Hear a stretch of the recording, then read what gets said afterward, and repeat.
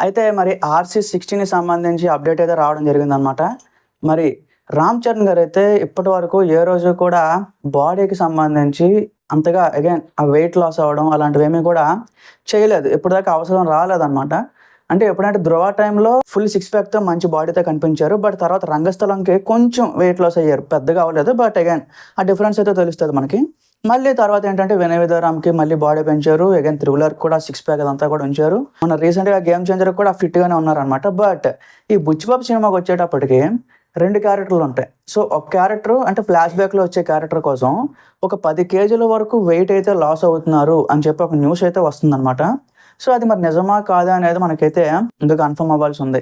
But రీసెంట్‌గా అయితే ఆయన జిమ్‌లో కూడా డైట్ ప్లానింగ్ అలాగే అదంతా కూడా వెయిట్ లాస్ ఎలా అవ్వాలి ఇదంతా కూడా ప్రిపరేషన్ అయితే స్టార్ట్ చేశారంట. సో, మరి బుచ్చిబాబు ఏమడిగి అదంతా చేయించుకుంటున్నాడో తెలీదు. మనం బుచ్చిబాబుని కూడా గట్టిగానే నమ్మొచ్చు. ఎందుకంటే ఆయన కంటెంట్ మీద మనకు ఆ నమ్మకం ఉంది కాబట్టి ఖచ్చితంగా అదైతే సక్సెస్ అవుతదనే చెప్పాలి. సో, అలాంటిది ఏమడిగినా సరే ఇంక చరణ్ గారు క్యారెక్టర్ డిమాండ్ చేస్తే ఖచ్చితంగా దానికోసం ముందడుగేసే వ్యక్తి కాబట్టి సో, మనకైతే ఎలాంటి డౌటు లేదు.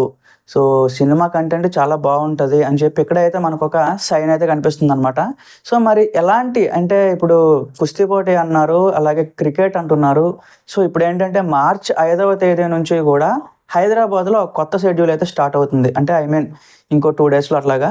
సో, హైదరాబాద్ షెడ్యూల్‌లో అగైన్ చరణ్ గారంటే పార్టిసిపేట్ చేస్తారు. ఇందులో ఎవరెవరో వస్తున్నారు. చిరంజీవి గారు జాయిన్ అవుతున్నారు.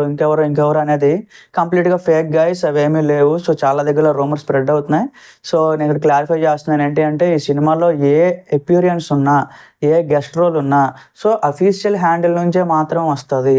సో, మిగతా హ్యాండిల్స్ ఎక్కడ మీమ్ పేజెస్ ఎక్కడ పోస్ట్ చేసినా అదంతా కూడా ఫేక్ అనమాట. సో, మీరు అవేమీ పట్టించుకోవద్దు.